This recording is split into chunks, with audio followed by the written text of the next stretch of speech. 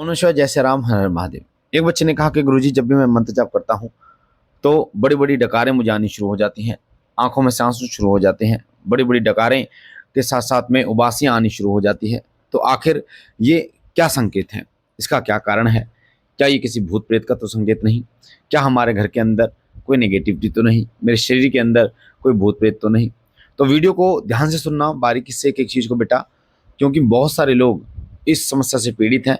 बहुत सारे बच्चों को ये नहीं पता कि आखिर ऐसा क्यों होता है, और वो इसको नेगेटिव रूप में लेकर अलग अलग चौकियों पर घूमते हैं, अलग अलग दरबारों में घूमते हैं, और फिर अन्य किसी नेगेटिविटी का वो शिकार हो जाते हैं, और फिर भगत उनसे काफ़ी सारे पैसे वसूलता है। तो वीडियो को ध्यान से सुनना, बारीकी से एक एक चीज़ को। पहली बार चैनल पे हैं तो सीधे हाथ पे आपके लाल कलर का बटन है सब्सक्राइब का, उसे दबा के चैनल को सब्सक्राइब कर देना बेटा। साथ ही बेल आइकन को दबा देना, ऑल पर क्लिक करना, ताकि जो जानकारी हम डालें पूजा पाठ से जुड़ी वो सबसे पहले आपको प्राप्त हो।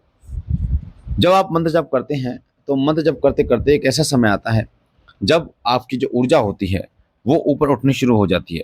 ऊपर उठने का मतलब होता है बेटा, आपके जो चक्र होते हैं उन चक्रों से वो ऊर्जा ऊपर उठनी शुरू हो जाती है।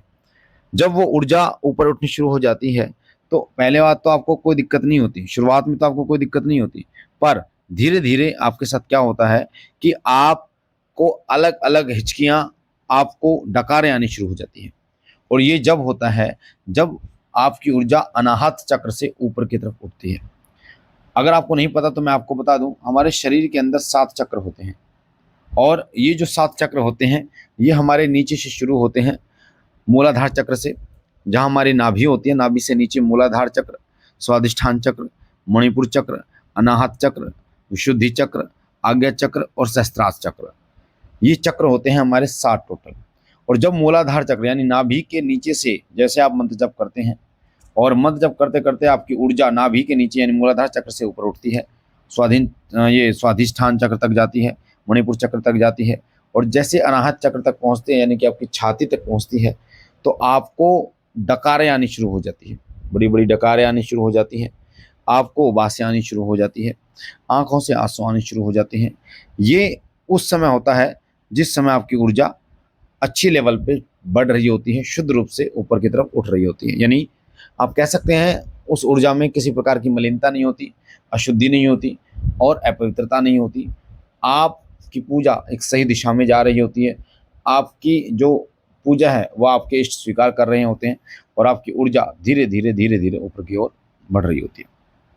उस समय सबसे ज़्यादा आपके साथ ऐसा होता है अनाहत चक्र से ऊपर जब आपकी ऊर्जा उठती है। जब आपकी ऊर्जा विशुद्धि चक्र यानी कि आपके गले पे विशुद्धि चक्र होता है, जहाँ हम हमारा कंठ होता है और कंठ तक पहुँचती है, उस समय आपकी जो वाणी है वो सिद्ध होनी शुरू हो जाती है। एक साधक की वाणी सिद्ध होनी शुरू हो जाती है। और हमने आपको बताया भी है कि जब एक साधक साधना काल में होता है या फिर वो जप करता है तो उसकी वाणी धीरे धीरे धीरे धीरे ऊर्जा के माध्यम से सिद्ध हो जाती है। इसलिए कहा जाता है कि एक साधक को, एक साधु को कभी भी किसी को नेगेटिव नहीं बोलना चाहिए, किसी को गलत नहीं बोलना चाहिए, तू मर जा, तेरी टांग टूट जाए, तेरा एक्सीडेंट हो जाए, इस प्रकार के जो कड़वे वचन है वो नहीं बोलना चाहिए, क्योंकि उनकी वाणी सिद्ध हो जाती है और वो जो ऊर्जा जो आपके कंठ पर यानी विशुद्ध चक्र पर होती है वो ऊर्जा उस कार्य को पूर्ण करने में लग जाती है। और इसलिए एक साधक की ऊर्जा जो है वो बहुत इंपॉर्टेंट होती है, बहुत महत्वपूर्ण होती है। इसलिए एक साधक को अपनी ऊर्जा को संभाल के रखना चाहिए। कहा जाता है कि एक साधक अपनी ऊर्जा को बहुत तप से ग्रहण करता है, और इसलिए आप देखेंगे कि एक साधक कम बोलते हैं और ज़्यादा ग्रहण करते हैं। उसका कारण ये होता है कि वो अपनी ऊर्जा को फालतू फंड की चीज़ों में, फालतू की चीज़ों में व्यर्थ नहीं करते, वो अपनी ऊर्जा को बचा के चलते हैं। तो डकारे आना, आंखों में आंसू आना या हिचकियाँ आना, इसका जो अर्थ है वो पॉजिटिव है, नेगेटिव नहीं है। तो कोई भी बच्चा इसको नेगेटिव लेकर किसी चौकी या दरबार में इस सोच के साथ ना जाए कि उनके ऊपर कुछ तंत्र हो गया है, उनके ऊपर कोई नेगेटिविटी हो गई है। क्योंकि अगर आप जाते हैं तो फिर आपको वहाँ से जो बातें पता चलती हैं वो आपके नेगेटिव में ही पता चलती हैं, और फिर आप उल्टे सीधे कर्म करके अपनी ऊर्जा को और नीचे लेके आ जाते हो। विशुद्धि चक्र जो हमारे गले पे स्थित होता है, अगली वीडियो में हम बात करेंगे अलग अलग चक्रों के विषय में, और आपके शरीर में हो रहे अलग अलग बदलावों के विषय में, कि कौन सी चक्र पर जब ऊर्जा जाती है तो आपके शरीर के किस अंग में आपको बदलाव देखने को मिलता है। साथ ही बात करेंगे इस विषय पर कि कैसे आपकी दृष्टि जो है वो आपकी ऊर्जा के माध्यम से खुलती है, कैसे आपको दिखाई देता है। हमारी 3 प्रकार की दृष्टि होती हैं, एक दिव्य दृष्टि होती है, एक आंतरिक दृष्टि होती है और एक स्थूल दृष्टि होती है। स्थूल दृष्टि, आंतरिक दृष्टि और दिव्य दृष्टि, 3 प्रकार की दृष्टि होती है। कौन सी दृष्टि कैसे खुलती है, क्या दिखाई देता है, क्या उसके पीछे राज होता है और कैसे खोलें, इस विषय पे हम पूरी जानकारी आपको देंगे अगली वीडियो में। तो वीडियो को ध्यान से सुनना बेटा। हर रविवार को, हर संडे को श्री सिद्धि विश्व शक्ति धाम फरीदाबाद में दरबार लगता है।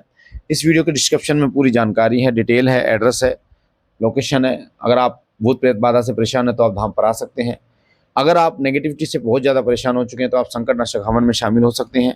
इसके लिए आप 8130404375 पर व्हाट्सअप करें और अपना नाम लिखवा लें, क्योंकि 50 लोगों का नाम केवल लिखा जाता है संकट नाशक हवन में, ज़्यादा लोग नहीं ले जाते। और संकट नाशक धूनी अगर आप घर बैठे मंगवाना चाहते हैं, किसी कारण से आप दरबार नहीं आ सकते धूनी लेने के लिए, तो डिलीवरी आपको कर दी जाएगी। इसके लिए आप 8130404375 पर व्हाट्सअप कर सकते हैं। संकट नाशक धूनी और संकट नाशक तेल, ये दोनों चीज़ें आपको मिल जाएगी। संकट नाशक तेल कार्य करता है, आपके शरीर के दर्दों को खत्म करता है, आपके शरीर में जो परेशानियां हैं उनको खत्म करता है, और संकट नाशक धूनी आपके घर की नेगेटिविटी को हटाती है। बाकी बाबा भोलेनाथ सदैव आपको कृपा बनाए रखें, आपके घर और परिवार पर सुख समृद्धि रखें। हम मिलते हैं नई जानकारी के साथ, तब तक के लिए ओम नमः शिवाय, जय सिया राम, हर हर महादेव।